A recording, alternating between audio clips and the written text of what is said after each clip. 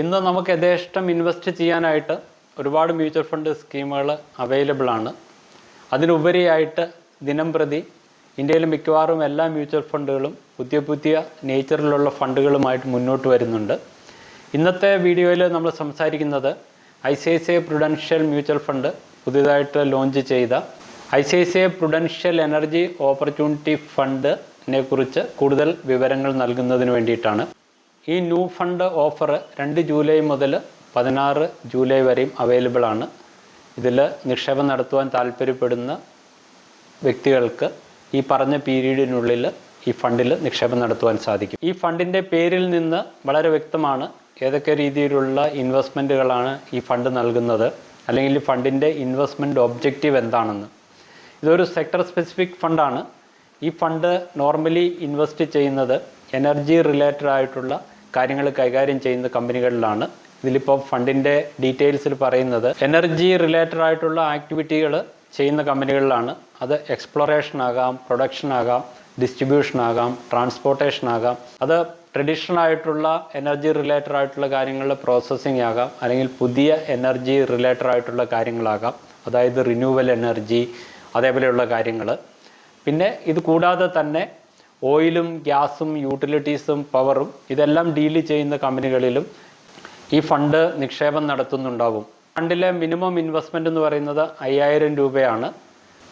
അതോടൊപ്പം തന്നെ നിങ്ങൾ നിക്ഷേപം നടത്തി 3 മാസത്തിന് മുന്നെയാണ് പണം വിഡ്രോ ചെയ്യുന്നതെങ്കിൽ 1% എക്സിറ്റ് ലോഡും ആപ്ലിക്കബിൾ ആണ്.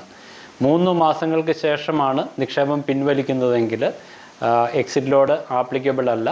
നിങ്ങൾ വിഡ്രോ ചെയ്യുന്ന ദിവസത്തെ NAV എത്രയാണോ ആ NAVക്ക് തുല്യമായിട്ടുള്ള എമൗണ്ട് തന്നെ നിങ്ങൾക്ക് റിഡംഷൻ വാല്യൂ ആയിട്ട് ലഭിക്കും. ഇതൊരു സെക്ടർ സ്പെസിഫിക് ഫണ്ടാണെന്ന് ഞാൻ പറഞ്ഞു. എനർജി റിലേറ്റഡ് ആയിട്ടുള്ള കമ്പനികളിലാണ് നിക്ഷേപം നടത്തുന്നത്. ഇത് ബെഞ്ച് മാർക്ക് ചെയ്യുന്നത് നിഫ്റ്റി എനർജി ഇൻഡെക്സിനെയാണ്. ഈ നിഫ്റ്റി എനർജി ഇൻഡെക്സിൻ്റെ കഴിഞ്ഞ കുറേ വർഷങ്ങളിലെ പെർഫോമൻസ് നമ്മൾ പരിശോധിച്ചാൽ 2005 ഈ ഇൻഡെക്സ് ലോഞ്ച് ചെയ്തത് മുതൽ ഇന്ന് വരെ ഏകദേശം 19.81% റിട്ടേൺസ് നൽകിയിട്ടുണ്ട്.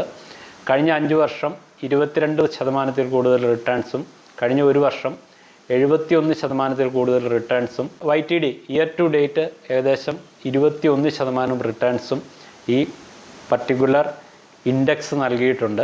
ഈ ഇൻഡെക്സിൽ ഉൾപ്പെടുത്തിയിരിക്കുന്ന മേജർ 10 കമ്പനികൾ എന്ന് പറയുന്നത് റിലയൻസ് ഇൻഡസ്ട്രീസ്, ഏകദേശം 31% വെയിറ്റേജ് റിലയൻസ് ഇൻഡസ്ട്രീസിലുണ്ട്. NTPC 14.3%, power grid corporation 11.84%, coal India 9.39%, ONGC 8.64%, Tata power company 6.2%, Adani green energy 5.83%, Bharat petroleum 5.02%, Indian oil corporation 5%, Adani energy solutions 2.83%. ഈ ബെഞ്ച് മാർക്ക് ഇൻഡെക്സിൽ ഇൻക്ലൂഡ് ചെയ്തിരിക്കുന്ന 10 കമ്പനികളാണ് ഞാനിവിടെ പറഞ്ഞത്. ഈ കമ്പനികളുടെ വെയിറ്റേജ് അനുസരിച്ചിട്ടാണ് ഈ ഇൻഡെക്സിൻ്റെ റിട്ടേൺസ് വർക്കൗട്ട് ചെയ്യുന്നത്. പക്ഷേ ഈ ഫണ്ടിനെ സംബന്ധിച്ചിടത്തോളം ഈ ഫണ്ട് ബെഞ്ച് മാർക്ക് ചെയ്തിരിക്കുന്നത് ഈ എനർജി ഇൻഡെക്സിനാണെങ്കിൽ തന്നെയും ഇവിടെ പറഞ്ഞിരിക്കുന്ന 10 കമ്പനികൾക്ക് ഉപരിയായിട്ട് ഏത് കമ്പനികളിൽ ഞാൻ ആദ്യമേ പറഞ്ഞതുപോലെ തന്നെ പ്രൊഡക്ഷൻ, ഡിസ്ട്രിബ്യൂഷൻ, അതേപോലെ തന്നെ റിന്യൂവൽ എനർജി റിലേറ്റഡ് ആയിട്ടുള്ള കമ്പനികൾ, ഓയിൽ എക്സ്പ്ലോറേഷൻ റിലേറ്റഡ് ആയിട്ടുള്ള കമ്പനികൾ, അതേപോലെ എനർജിയുമായിട്ട് റിലേറ്റഡ് ആയിട്ടുള്ള ഏത് കമ്പനികളിൽ വേണമെങ്കിലും ഈ പർട്ടിക്കുലർ ഫണ്ടിന് ഇൻവെസ്റ്റ് ചെയ്യാൻ പറ്റും. ഇതൊരു ഇൻഡെക്സ് ഫണ്ട് അല്ലാത്ത സാഹചര്യത്തിൽ തീർച്ചയായിട്ടും ഫണ്ട് മാനേജറുടെ മെയിനായിട്ടുള്ള ഒബ്ജക്റ്റീവ് എന്ന് പറഞ്ഞാൽ അത് ബെഞ്ച് മാർക്ക് ചെയ്തിരിക്കുന്ന ഇൻഡെക്സിനേക്കാളും കൂടുതൽ റിട്ടേൺസ് ജനറേറ്റ് ചെയ്ത് അല്ലെങ്കിൽ ഒരു ആൽഫ ജനറേറ്റ് ചെയ്യുക എന്നതായിരിക്കും ഫണ്ടിൻ്റെ ബേസിക് ആയിട്ടുള്ള ഒരു ഒബ്ജക്റ്റീവ്. ഇതൊരു ഇക്വിറ്റി ഫണ്ടാണ്. അതോടൊപ്പം തന്നെ സെക്ടർ സ്പെസിഫിക് തീമാണ് ഫോളോ ചെയ്യുന്നത്. അപ്പം മറ്റുള്ള ഡൈവേഴ്സിഫൈഡ് ആയിട്ടുള്ള ഫണ്ടുകളെ കമ്പയർ ചെയ്ത് നോക്കുമ്പോൾ റിസ്കിൻ്റെ എലമെൻറ്റ് കുറച്ച് കൂടുതലായിരിക്കും. എപ്പോഴും നിങ്ങളൊരു ലോങ് ടൈം ഇൻവെസ്റ്ററാണ്, നിങ്ങളുടെ ഇൻവെസ്റ്റ്മെൻറ്റ് ഡ്യൂറേഷൻ ഒരു 5 വർഷത്തിൽ കൂടുതലാണെങ്കിൽ മാത്രമാണ് ഇതേപോലെയുള്ള ഫണ്ടുകളിൽ നിക്ഷേപം നടത്താവുള്ളൂ. കാരണം മറ്റുള്ള ഡൈവേഴ്സിഫൈഡ് ആയിട്ടുള്ള ഫണ്ടുകളെ കമ്പയർ ചെയ്ത് നോക്കുമ്പോൾ ഈ ഫണ്ട് കുറേയും കൂടി റിസ്ക് കൂടിയ ഫണ്ടാണ്.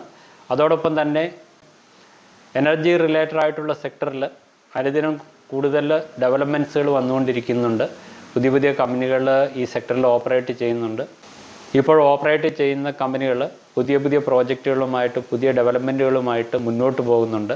ഇതിനെയൊക്കെ ബേസ് ചെയ്തിട്ട് ഇത് റിലേറ്റഡ് ആയിട്ടുള്ള കമ്പനികളുടെ പ്രോഫിറ്റബിലിറ്റി കൂടുകയും അതിന് ആനുപാതികമായിട്ട് നമ്മൾ ഈ ഫണ്ടുകളിൽ നിക്ഷേപം നടത്തുമ്പോൾ നമുക്കും അതിൻ്റെ ഗെയിൻ ലഭിക്കുകയും ചെയ്യും. മ്യൂച്വൽ ഫണ്ട് ഇൻവെസ്റ്റ്മെൻറ്റ് ലോങ് ടൈമിലേക്കുള്ള ഇൻവെസ്റ്റ്മെൻ്റ് ആണ്. മിനിമം 5 അല്ലെങ്കിൽ 7 വർഷങ്ങൾ കൂടുതൽ നിങ്ങൾക്ക് നിക്ഷേപം തുടർന്ന് പോകാമെന്നുണ്ടെങ്കിൽ മാത്രമാണ് ഇതേപോലെയുള്ള ഫണ്ടുകൾ കൺസിഡർ ചെയ്യാവുള്ളൂ. എപ്പോഴും മ്യൂച്വൽ ഫണ്ടുകളിൽ നിക്ഷേപം നടത്തുമ്പോൾ സിസ്റ്റമാറ്റിക് ആയിട്ടുള്ള രീതികളിൽ നിക്ഷേപം നടത്തുക. ഇത് നിങ്ങളുടെ കോസ്റ്റ് ആവറേജ് ചെയ്യുന്നതിനും കൂടുതൽ ബെനിഫിറ്റും കോമ്പൗണ്ടിങ്ങിൻ്റെ എഫക്റ്റൊക്കെ നിങ്ങൾക്ക് നൽകുന്നതിനും ഇതൊരു ഇൻവെസ്റ്റ്മെൻറ്റ് റെക്കമെൻഡേഷൻ അല്ല. ICICI പ്രൊഡൻഷ്യൽ എനർജി ഓപ്പർച്യൂണിറ്റി ഫണ്ടിനെ കുറിച്ച് ബേസിക് ആയിട്ടുള്ള ചില കാര്യങ്ങൾ മാത്രമാണ് ഈ വീഡിയോയിൽ ഡിസ്കസ് ചെയ്തത്. മ്യൂച്വൽ ഫണ്ടുകളിലുള്ള നിക്ഷേപങ്ങൾ വളരെ റിസ്ക്കി ആയിട്ടുള്ള നിക്ഷേപങ്ങളാണ്. ഇൻവെസ്റ്റ് ചെയ്യുന്നതിന് മുന്നേ സ്കീമിൻ്റെ ഡീറ്റെയിൽസ് പഠിക്കുക. നിങ്ങൾക്ക് ഇതിനെക്കുറിച്ച് കൂടുതൽ അറിവില്ല എങ്കിൽ ഇതറിയാവുന്ന ഒരു വ്യക്തിയുടെ അഭിപ്രായം എടുത്തതിന് ശേഷം മാത്രം നിക്ഷേപം നടത്തുക. നിങ്ങൾക്ക് ഈ വീഡിയോ ഇഷ്ടപ്പെട്ടാൽ മറ്റുള്ളവരുടെ അറിവിലേക്ക് ഷെയർ ചെയ്യുക. ഈ യൂട്യൂബ് ചാനലിൽ പോസ്റ്റ് ചെയ്യുന്ന ഇതേപോലെ ഇൻഫോർമേറ്റീവ് ആയിട്ടുള്ള വീഡിയോകൾ യഥാസമയം നിങ്ങളിൽ എത്തണമെങ്കിൽ ഈ ചാനൽ സബ്സ്ക്രൈബ് ചെയ്യുക. ഇതേപോലെ യൂസ്ഫുള്ളും ഇൻഫോർമേറ്റീവുമായിട്ടുള്ള മറ്റൊരു വീഡിയോയുമായിട്ട് മറ്റൊരവസരത്തിൽ കാണുന്നവരെ നന്ദി, നമസ്കാരം.